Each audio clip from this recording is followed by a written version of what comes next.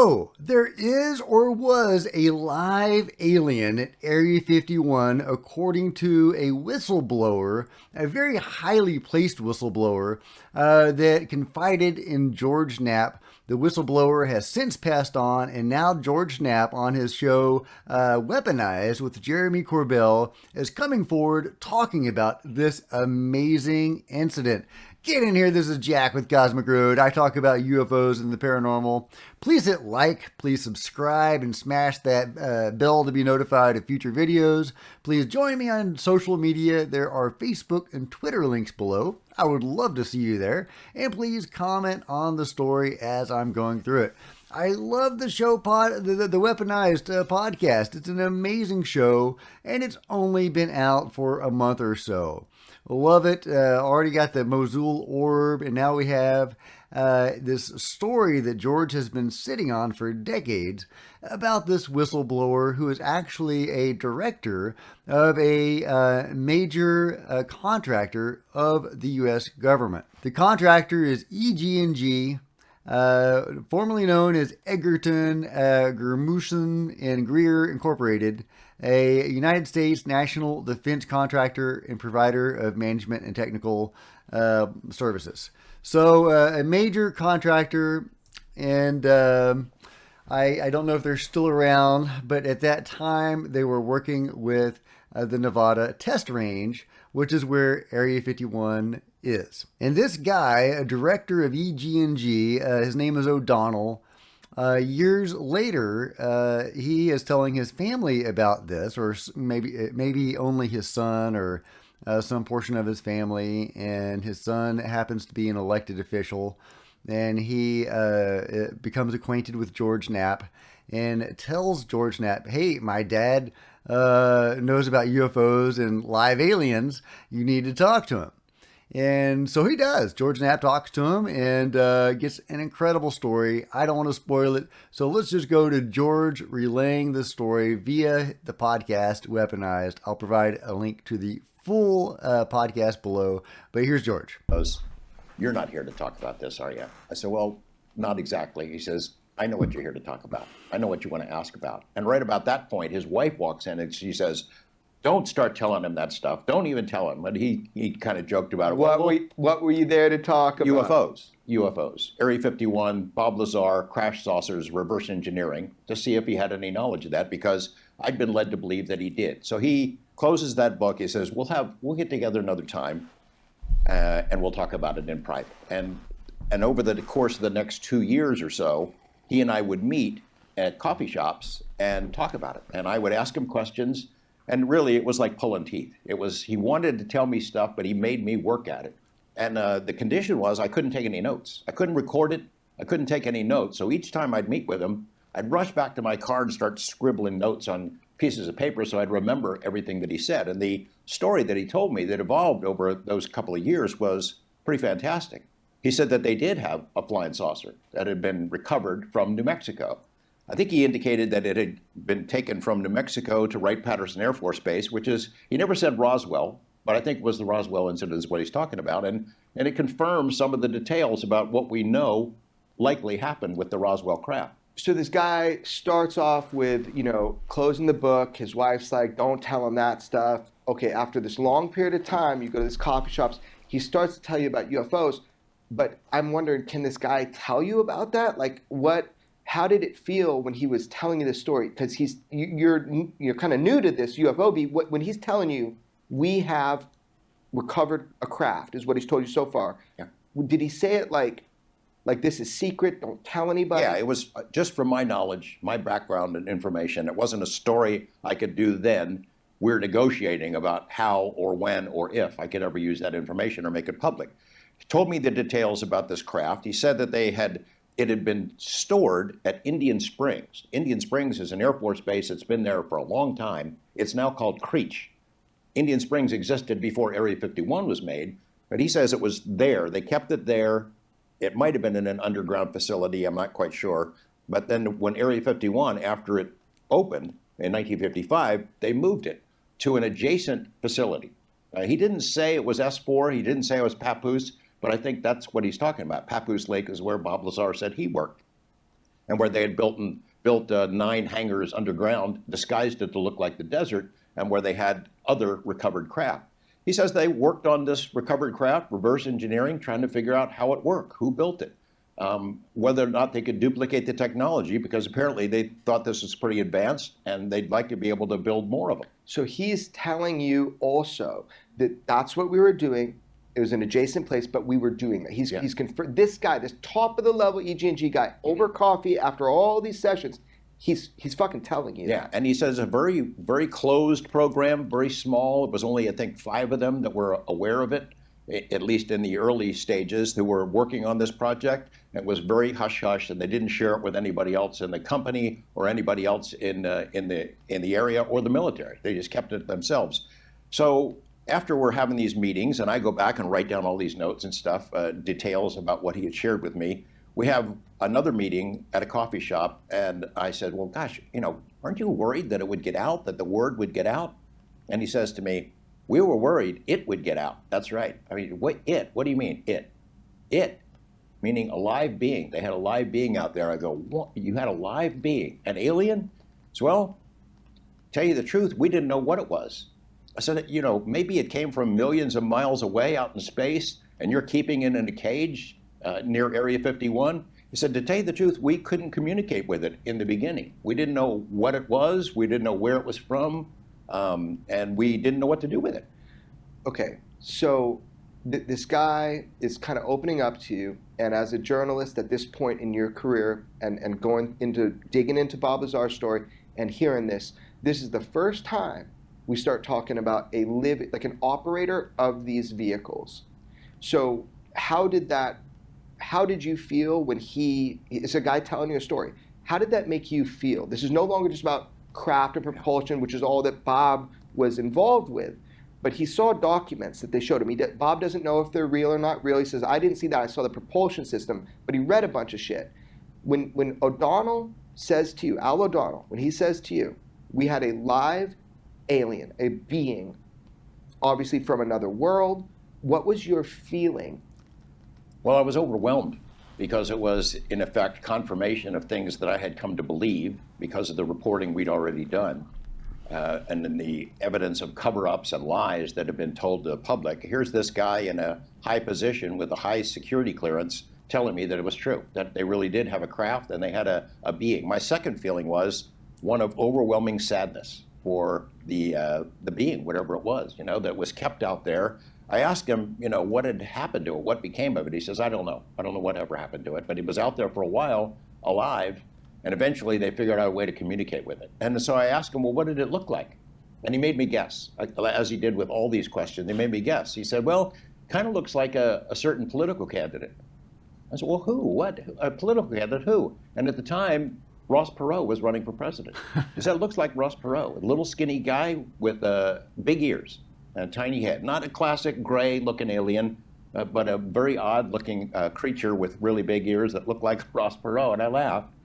And so we had these conversations for a while. So who's Ross Perot? For those of you who don't remember, he was within my time. I remember Ross Perot. But for those of you who don't remember, this is Ross Perot. And interesting looking guy, right? Well, it turns out there's actually a well-known alien case that I've talked about on the channel not long ago. Go and seek that out. And he looks, there's a fake Ross. This guy right here. Look at that guy. And I've talked before about the serpent motif on the staff and how it corresponds to another well-known case. So again, go seek out that video about a couple months ago. And but yeah, that guy looks shockingly like Ross Perot. And I am persuaded that that is probably the being or the type of being that the guy in George Knapp's story is talking about. O'Donnell, I think, is his name. Those look shockingly like the beings that President Eisenhower was said to have met at the Air Force Base, Holloman Air Force Base. In fact, I've done a video about that. I will provide a link to that as well at the end of this video. Check that out, because those beings have been seen in at least 2 instances, or at least shockingly shockingly similar beings have been seen at those two instances. That is not how the beings that were at Roswell are described, however. So either this is coming from a different crash site, or else we have been misled about what the beings look like at Roswell. Either way, this confirms major parts of Bob Lazar's story, that there was a UFO that was retrieved from somewhere, and that there was a live being at some point along the way. O'Donnell didn't know what happened to the live being, and he didn't have any more information to provide George Knapp that I know of.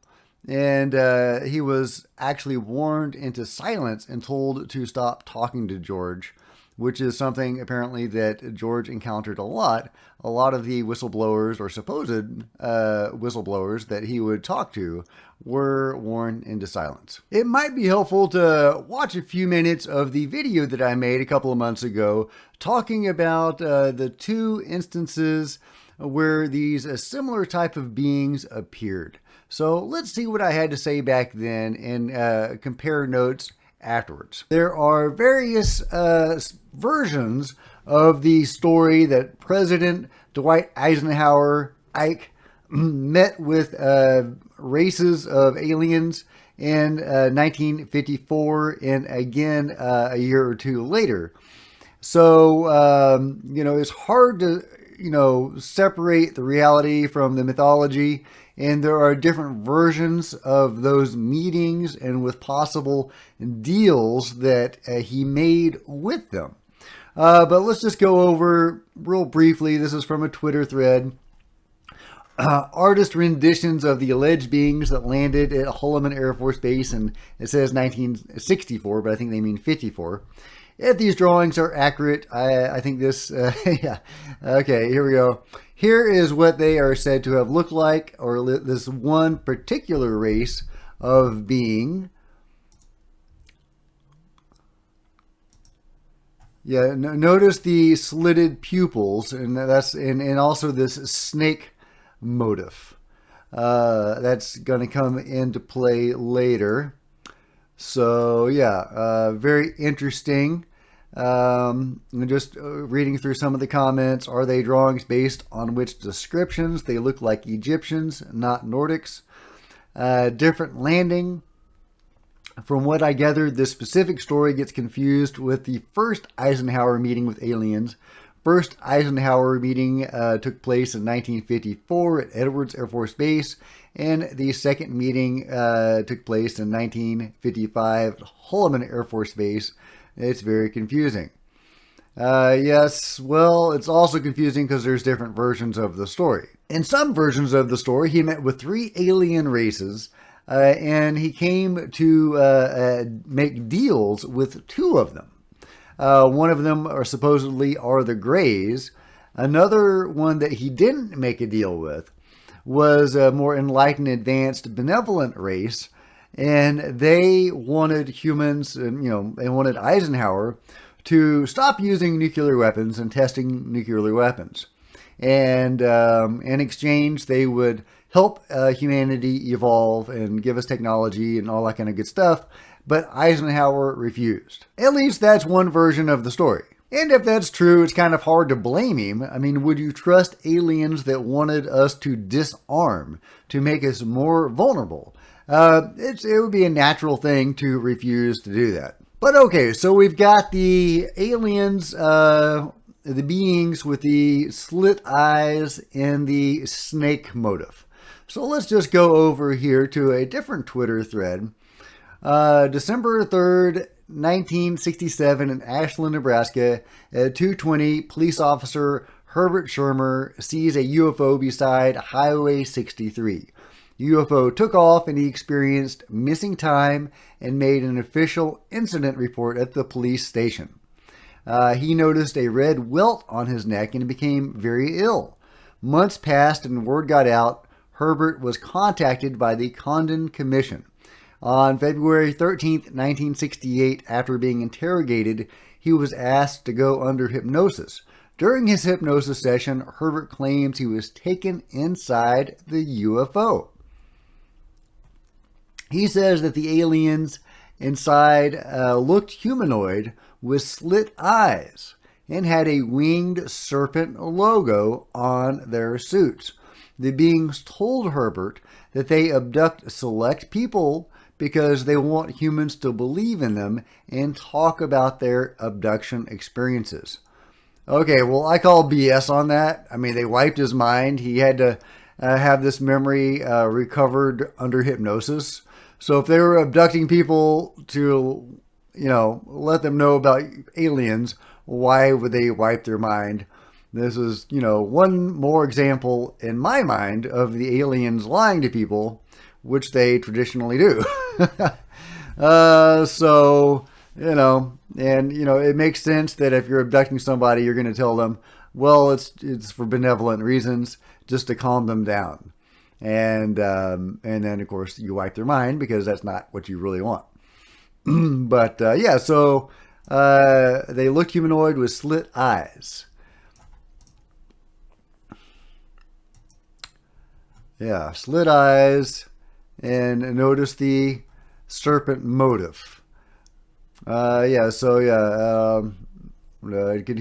that the beings told Herbert they abduct humans because they want humans to believe in them and talk about their abduction experiences to help humans be prepared for invasion on the consciousness, meaning a complete showing of what they really are. So there you have it. We have two very similar instances, or two similar races of being that appear at these two different instances, one possibly with President Eisenhower and another with a police officer, 10 years later or so.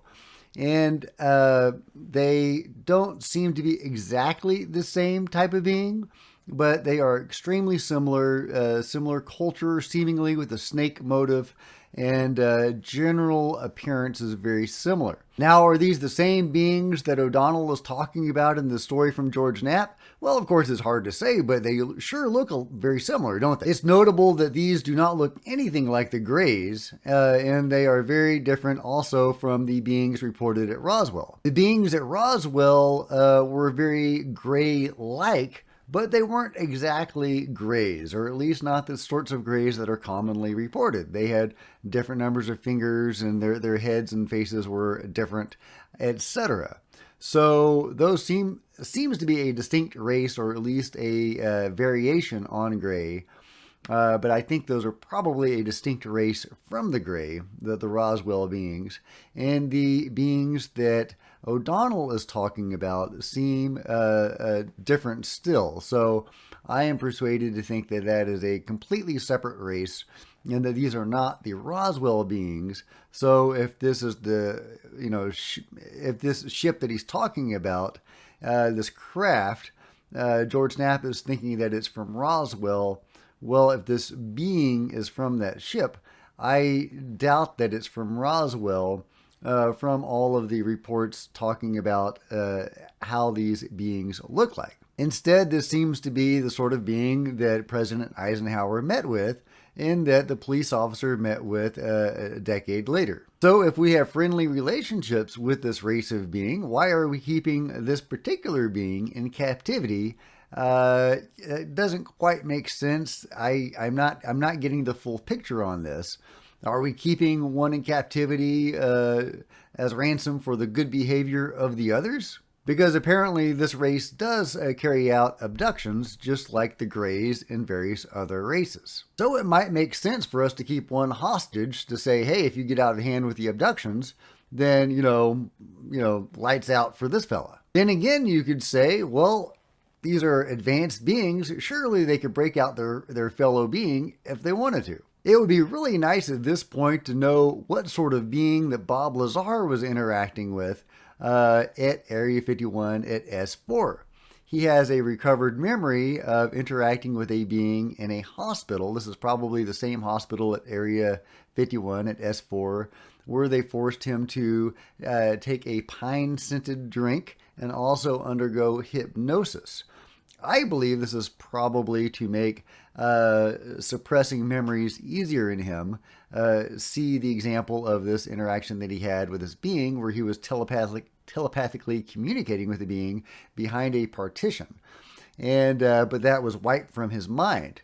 I think that the pine-scented drink and the hypnosis were there to make wiping his mind easier, and that he probably had more interactions with that being or other beings there, which corresponds to other accounts from various whistleblowers at these installations working with beings. So it'd be really nice if we knew what that being looked like. Did it have a big nose and ears and earrings and a serpent motif on a crest or a staff?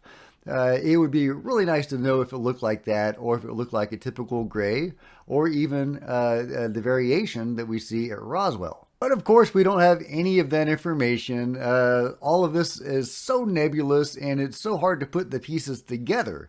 But you can definitely see that there are pieces to put together. Anyway, what do you think about all this craziness, guys? Let me know in the comments below. I would love to hear your thoughts. If you've enjoyed this video, please give it a big thumbs up. I would really appreciate it. Smash the subscribe button and the bell to be notified of future videos. Join me on social media. There's Facebook and Twitter links below. I'd love to see you there. Until next time, guys, this is Jack with Cosmic Road signing out.